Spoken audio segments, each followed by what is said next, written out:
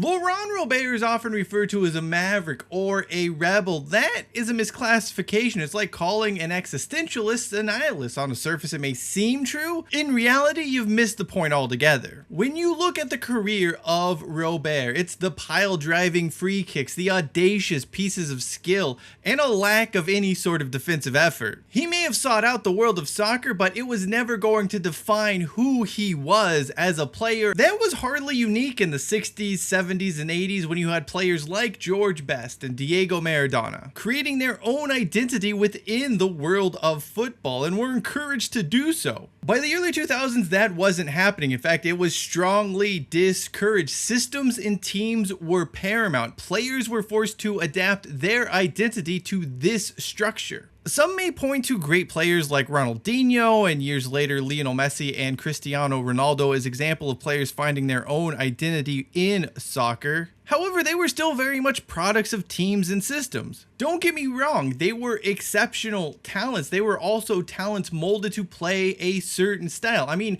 if Lionel Messi had grown up in the Chelsea Academy, is he still Lionel Messi? I think not. Also happening around this time, there's an added emphasis on silverware being a measuring stick for a player's overall legacy. It is also another example of an outside metric being used to determine a player's identity. Laurent Robert did not conform to any system, nor was he a part of any sides that regularly were successful. I mean, he was a part of some great teams, some great setups, but he was never a sustained winner year over year. That did not matter though, because he was going to define his identity as a footballer. This is not to say winning did not matter. Robert certainly valued winning in his career, but how you won was just as important.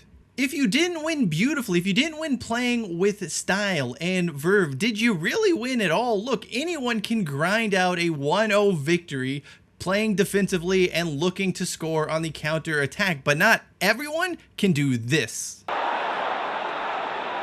Now the shot comes in from Robert. There was no shortage of talented wingers in the French setups in the late 1990s and early 2000s. Robert Pires, Sylvain Wiltor, Jérôme Martin, Sidney Govou, Florent Malouda, Franck Ribéry, just to name a few. I'd argue though, none had the creativity, the absolute flair that Laurent Robert did. His vision, his audacity, his almost borderline arrogance was second to none. Maybe that is why many of the French wingers I just mentioned went on to have longer, more successful careers than Robert. They were willing to conform and accept an identity as part of a team's structure and system. For Robert, he had a vision of what soccer should be, and playing that style is what gave him meaning. That is what makes him soccer's last existentialist. To better understand this though, to get a better picture of just why he became who he became, we must first look at Robert's early career. We begin thousands of miles away from France on the island of Réunion, La Réunion, a territory classified as a French overseas department. Growing up in Saint-Benoît, soccer was very much a family affair for Robert. His father played in a local league and was well known for his ability to strike the ball, something that would obviously be passed down to Laurent. This trait to strike a ball is something Robert claimed in interviews was hereditary, although it is not like he was unleashing thunderbolts fresh out the womb, or maybe he was, who knows. Given its fairly small size and huge distance away from France, Réunion has developed into this soccer hotbed of sorts. Of course, going here to France is not always easy, especially for youth players who can experience quite a bit of culture shock swapping a small tropical paradise in the southern hemisphere to the sometimes cold and populated streets of France. After success in the youth levels on La Réunion, Robert decided to move to France and try to forge a professional career at the age of 16. His first stop was Brest, who went bankrupt shortly afterwards. He then joined Auxerre, although joined is a generous term. Robert linked up with the club in December, absolutely hated the weather, and then left under cover of darkness a few days later when manager Guy Rowe was not around to monitor the situation. He joined Montpellier and continued to develop as a player. He made his debut during the 1995-96 season and spent those first few seasons mostly coming off the bench and scoring the odd impressive goal here and there. It wasn't until 98-99 when Robert really truly bust onto the French football scene. He started 32 of 34 Ligue 1 matches for Montpellier and posted 11 goals. His outstanding performances caught the eyes of decision makers at Paris Saint-Germain, who had just suffered a pair of disappointing league finishes and were looking for some new talent to inject some freshness into what was a underperforming side. He would complete a transfer to the French capital and played a key role in PSG's second place finish in 99-2000. Robert had 9 goals and 6 assists in what has to be one of the more underappreciated sides of this era. In addition to Robert, PSG also had JJ Okocha and Ali Benarbia. This is a lot of unpredictability in one side. However, that second place Ligue 1 finish and a spot in the Champions League would raise expectations at PSG. Despite qualifying for the second group stage of the Champions League that season, remember when that was a thing? PSG found itself languishing on the bottom half of the Ligue 1 table come December 2000. In an attempt to end the slide and reverse their fortunes, PSG would bring back former manager Luis Fernandez. This decision, though, would ultimately be the beginning of the end of Robert's time with the club. The winger had scored 14 goals in all competitions for PSG prior to Fernandez's appointment. He'd score only 4 more goals in the final 6 months of the season. It's safe to say the former holding midfielder's vision for what he wanted his football team to be doing didn't quite align with Robert's vision. The winger only managed 7 starts for the club from January onward, and his time, it really just seemed to be nearing its natural conclusion. The summer saw Robert linked with a host of clubs including Bayern Munich, Marseille,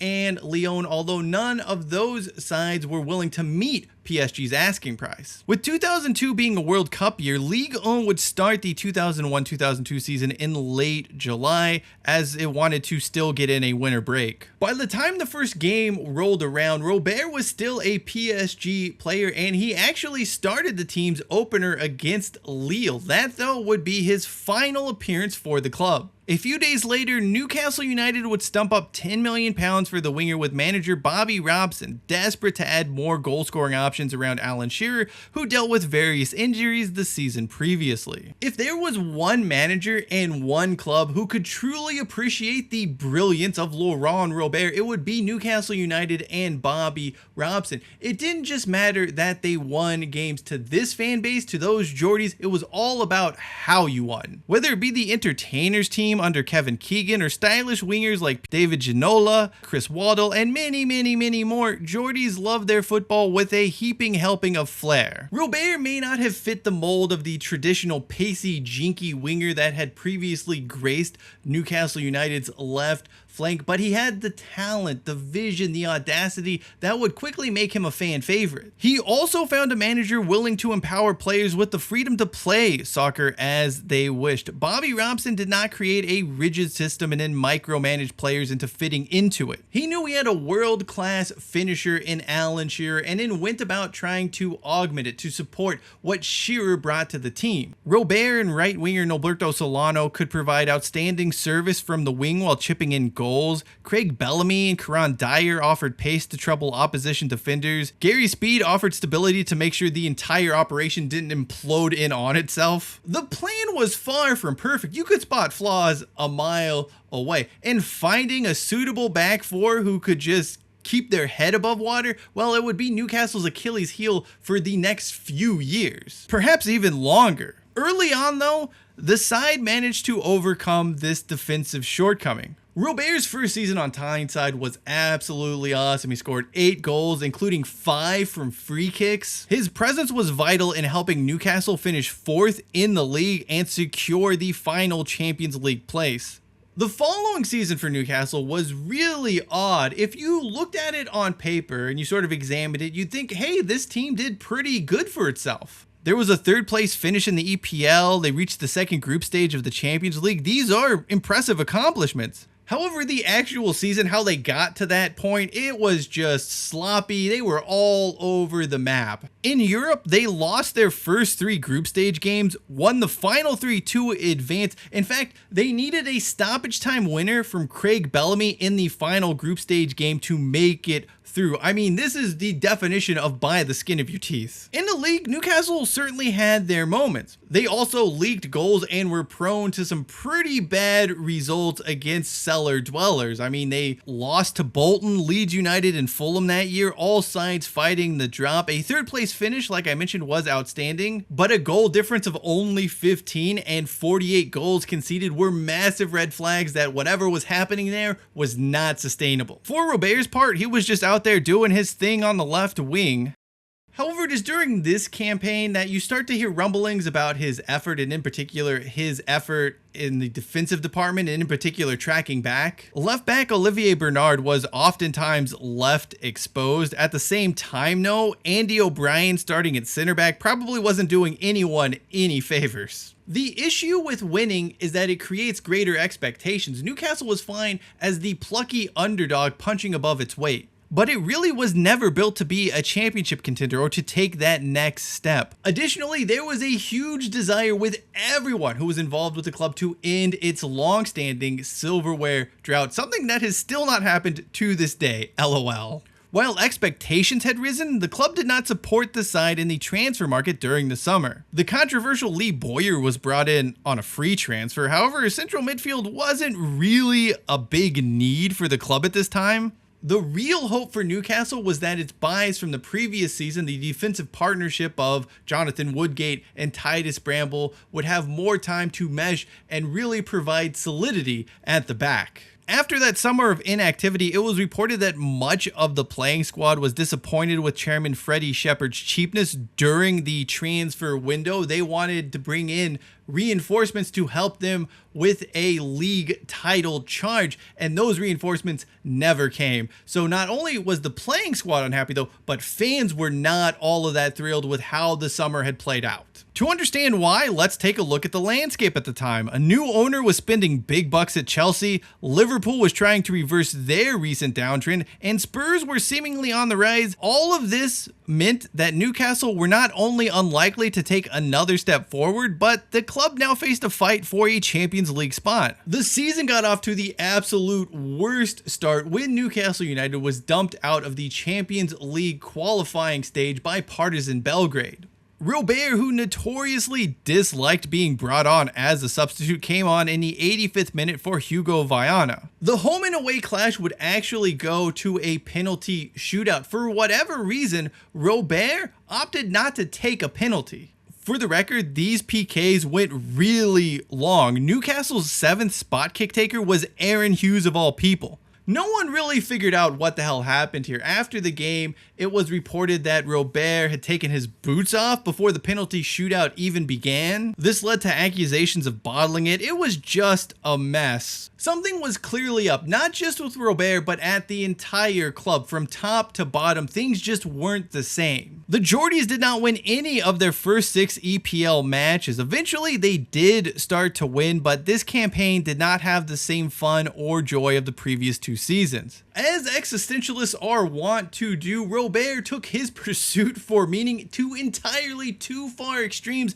annoying just about everyone else in the process. Too often, the left-sided midfielder seemed to only care about doing something spectacular, and if that could not be done, then he wasn't going to be doing much of anything at all. Moments like him kicking the ball directly at Olivier Bernard certainly did not endear him to the rest of the side. That being said, in 2003-04, Robert did some absolutely spectacular things on the pitch that left people breathless. I mean, even today you look back and it's incredibly remarkable. I mean, look no further than that double against Spurs. Not only did he score 2 incredible goals, but he assisted on 2 more scores in what was one of his best games ever. We can't stop there though. Who can forget his wonder strike against Fulham, a goal he has gone on to claim as his personal favorite. Let's talk about this goal, shall we? It's beautiful, it's spectacular, it's also comically unnecessary. There are tens, if not hundreds of ways he could have scored a goal there far easier. He's completely unmarked and the cross is exceptionally slow. But for Robert, it wasn't simply about scoring a goal here. It was about doing something special. That is, after all, why he became a footballer in the first place. It was his ability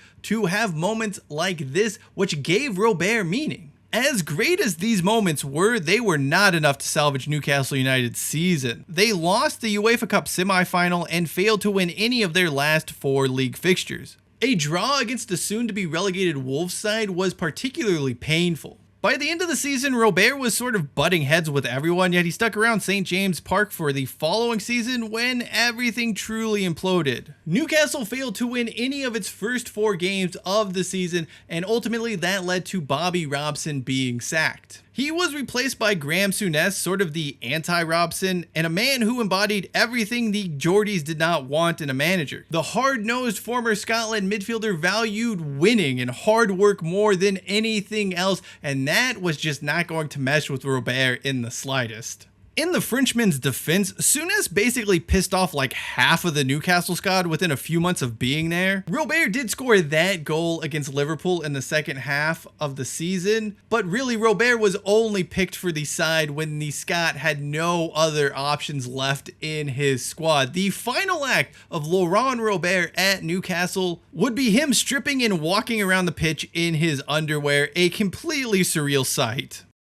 In the timeline, it's now 2005, and football has changed dramatically in just a few short years. Greece won the Euros, and pragmatic, cautious football has taken over the world, led by the likes of Jose Mourinho and Rafa Benitez. Most managers were refusing to work with players who could not adapt, who could not do a job within their system. For someone like Robert, who refused to conform to any system, his options were pretty limited. He would decide to move to Portsmouth, where he would link up with his compatriot manager Alain Perrin. However, Perrin was let go a few months later. His replacement, Harry Redknapp, was none too impressed by Robert's antics. From here, Robert just sort of bounces around the soccer world. He spent 6 months at Benfica. There was some time at Levante. Robert made a few appearances for that terrible Derby team of 2007-2008. There was a stint at Toronto FC, seemingly we've all forgotten about. Unfortunately, no side, no manager was willing to give Robert the freedom he needed to thrive.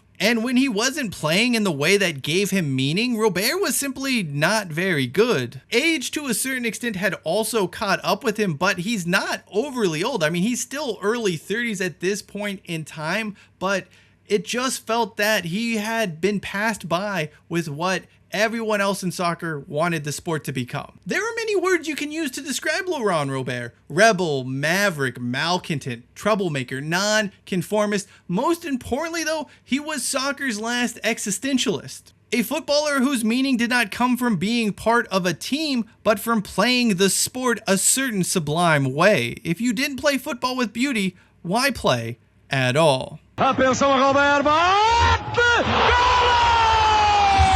Thank you for watching this video. To learn more about Granada's unique history as soccer's most forgotten yo-yo club, video upper right hand corner of your screen, and to understand why Greece was absolutely hated and has become the most despised underdog in soccer history, video lower right hand corner. Until next time, I'm Giant Hollis. This is the Touchback, and as always, hashtag take it out to the 25.